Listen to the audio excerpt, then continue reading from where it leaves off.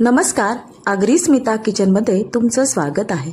आज एक असा पदार्थ पाहणार आहोत, रेसिपी पाहणार आहोत जी म्हणजे सर्व पदार्थाची चव वाढवेल, जी गोड पदार्थामध्ये लागतेच लागते, ती म्हणजे वेलची। तर वेलचीची पूड कशी करावी हे एक मोठा प्रश्नच असतो सर्वांपर्यंत, आणि साल न फुकट घालवता त्याची पूड करायची आपल्याला, कारण केवढी ती महाग असते आणि ह्या वेलचीचे बेनिफिट किती शरीराला मिळतात ते सुद्धा आजच्या व्हिडिओमध्ये पाहूया। आणि कोणत्या ट्रिकमध्ये सहजगत्या अगदी 2 मिनिटांमध्ये वेलचीची पूड होणार आहे ती ह्या व्हिडिओमध्ये तुम्हाला ट्रिक पाहायला मिळणार आहे।